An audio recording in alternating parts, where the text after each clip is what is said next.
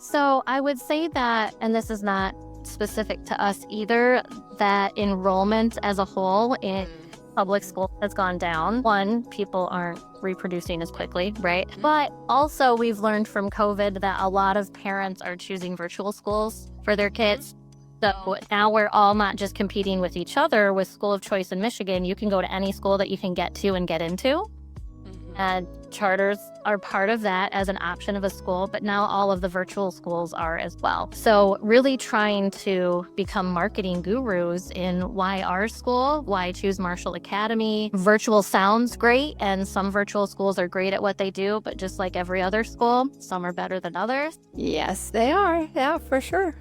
Just trying to get why Marshall Academy is different and why you should choose us, why we're a great choice for your family in the community, and getting that out as much as possible to help with enrollment. Hello, everyone, and welcome to the Brighter Together podcast. My name is Janet Courtney, and my special guest today is Lezlie Katz. Lezlie is the director of Marshall Academy Public School, and that's in Marshall, Michigan. Lezlie, thanks for being here. Thank you for having me, Janet. So tell everybody a little bit about your role and about Marshall Academy. Sure. So as the director of a small public school academy, I wear a lot of hats. So director encompasses principals, superintendent, a little bit of counseling, scheduling, that kind of thing. So it's really organizing all the different parts of the school because we are a preschool through senior graduation school, so pre-K through 12th grade. We even do dual enrollment and have an early middle college program. So we have a lot of pieces in our small supportive school, and I have to organize all of those. Wow. So how many students do you guys have? Roughly, we sit around 250 for the number of students we have. A decent size, though. That's really nice. Yeah, But it's enough to have small class sizes in our elementary, especially. They sit around 20 kids in a classroom. So that's really good. nice. Yeah, nice. Awesome. So, how long have you had the preschool and the high school? I think you told me a little bit that didn't start that way. Yeah, so initially the school started as an elementary school as an option for parents in the community. And in 2007, they officially opened the high school. And that's when I started at Marshall Academy, was Oh. in 2007 when the high school opened. And then we've had a paid for pre-K program for a couple years, and we just moved to the GSRP program with the state. And so that's free pre-K for all is what we're pushing. So that was new for us last year. And what does that acronym stand for? GSRP. Do you know? Right Start Readiness Program. Gotcha. Okay. Sorry, Yeah. to put you on the spot, but we as educators love our acronyms. Oh. We really, really do. My son is in the Air National Guard, and they're worse. I swear they're worse. But not since this goes out to the nationally, I want to make sure that when we use an acronym that everybody is on the same page. So thank you for that. Appreciate that. So one of the things that we had talked about also was the issue that there's so many people that are experiencing really severe teacher shortages. How are you guys managing that? So what we've done, and we've been fortunate with support with funding through the state, is we've had to grow a lot of our own teachers. It's called a Grow Your Own program. And so what we've done is we've found people who have a bachelor's degree in something, some field that they were interested in for college, did something else, and now they're interested in maybe tackling education. So we've certified several people over the years. There's a lot of alternative certification programs. There's #Teach, there's Innovators in Education, there's some programs just through community colleges and things. So it's really trying to find the right person and then getting them the certification, because finding people who are certified and already ready to go, it's slim pickings, if any. Right. Yeah, for sure. Yeah, and it's a challenge that's you have for and hopefully legislators as well. So I've heard that there's a lot of really great programs going on in Michigan for that, and it's fantastic that you can do that. How did you guys find out about this, or how did this come to be that you start growing your own? I love that. I love that term, growing your own. That's fantastic. It was an opportunity brought to schools in Michigan to help with that. So as a charter school, we have a what's called a management company, and they kind of run your HR and do some other Oh, logistics. okay. Mhm. They help make sure that we have certified staff, and so they are aware of it, and they helped promote us getting people and finding people. So we have a good relationship with that management company that helps us, and they help a lot with the federal grants and the state grants and doing all the paperwork to make sure we qualify for funding. Yeah. Yeah, it's a big one, and it's a lot of paperwork, I'm sure. Having a charter and I mean, I started my own company 7 years ago, and boy, you talk about all of those you were talking about all those different roles, and I'm like, "Yep, yep, yep." I did, I've done all of those things. Fortunately, we're big enough now that I've been able to give quite a bit of it away, which is why I can do this podcast. I get to do the fun stuff now and not the stuff that used to drive me up a wall. So, um yeah. So what would you say is your biggest, as other than teachers, what other things are you struggling with, or what are your biggest challenges that you face right now? And what do you think are some ways that you're planning on overcoming it? Because I can tell you're a planner, which is awesome. Thank you. So I would say that, and this is not specific to us either, that enrollment as a whole in Mm. public school has gone down. One, people aren't reproducing as quickly, right? Mm-hmm. But also, we've learned from COVID that a lot of parents are choosing virtual schools for their Mm-hmm. kids. So now we're all not just competing with each other with school of choice in Michigan. You can go to any school that you can get to and get into. Mm-hmm. And charters are part of that as an option of a school, but now all of the virtual schools are as well. So, really trying to become marketing gurus in why our school, why choose Marshall Academy. Virtual sounds great, and some virtual schools are great at what they do, but just like every other school, some are better than others. Yes, they are. Yeah, for sure. Just trying to get why Marshall Academy is different and why you should choose us, why we're a great choice for your family in the community, and getting that out as much as possible to help with enrollment. Because bottom line, if I don't have kids, I can't pay my teachers. So, Right.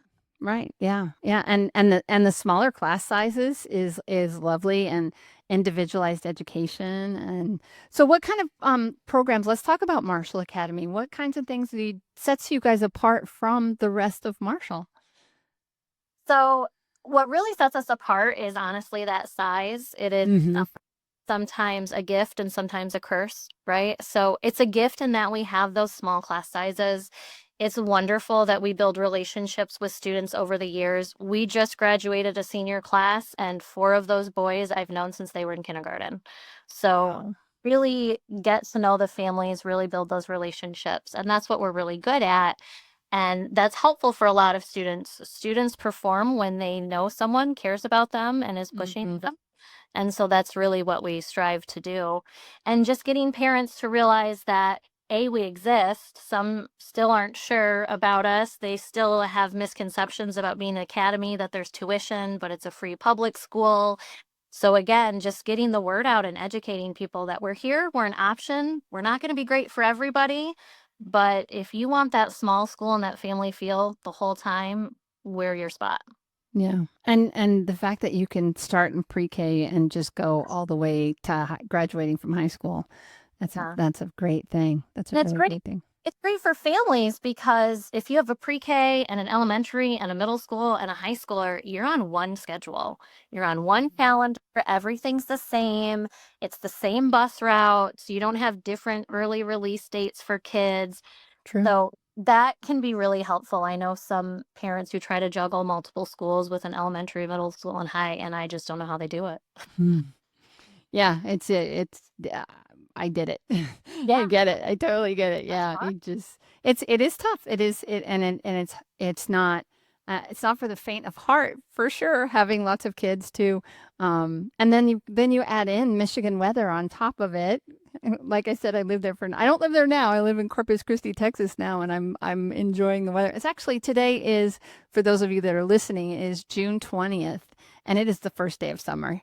So love that. Love that it's the first day of summer. But yeah, that weather, Michigan weather in November, December, January, ugh, can be tough. can be tough. Yeah.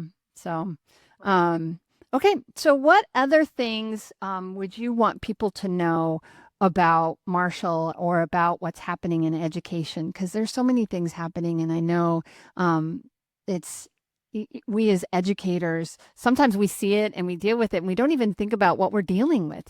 So Well, I guess something that is important to address to educators and parents alike is that we have a shift in culture and we're all aware of it. We just aren't 100% sure how to deal with it.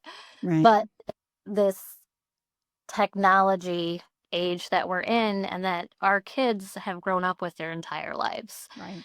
And it's really something important to know that your teachers, parents, are trying to put on the best show they can every day just to keep your kids' attention because they're so used to the technology and the screens and the instant gratification.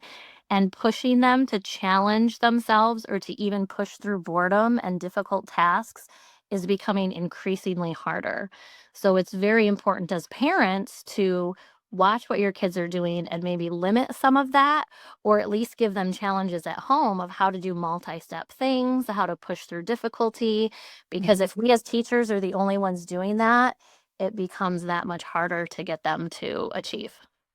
Yeah, and people have talked a lot about AI and how, the instant information is instantly at our fingers. And it was before, I mean, the internet was making it that way anyway, and now we have AI and it's like, how do I do this particular thing? Or tell me all that you know about this thing, and it's just there. But it doesn't change the fact that we still have to problem solve and learn and manage our social emotional what's going on inside of us, and all of that is stuff that happens at school and at home, and any time as you're growing up you're going to have to figure that out. And it's something that even though we have all of this, right? It's all available right here at our fingertips. It doesn't change the fact that we still have to grow to be functioning and adults, right? And Well, and we like, have to be responsible with the technology. We have to build mhm, that. And really, one of the skill sets we have to address now is yes, you get information from AI. How much of it can you trust? Do you need to check your sources just like you did? There used to be peer reviewed articles for anything that was published. Now it's just AI. Is it accurate? mhm, So, really getting kids to critically think about the information that's being fed to them and what to do with it. yeah, that critical thinking piece of it. That yeah, I think I went to executive function. It's the same, similar, but yeah, it's just yeah, being a smart uh person, or a savvy, that's the word I want, I guess, is savvy as to what you're getting and what's being fed to you, and whether or not, and investigating it for yourself, right? Thinking for yourself. And so much of society, and we're so split right now, the country's so split, it breaks my heart, just to see the angst and and I don't like to be political, and that's certainly not something that I'm trying to do now, but it's just, you have to think, if you're only listening to this particular thing, are they just feeding you the information that they want you to hear? Or are you on either side? It doesn't, one side or the other, it doesn't matter. It doesn't seem like there's anybody. And I know there's websites and news feeds that say that they're non-biased and all of that, but is it really? I mean, that's a good,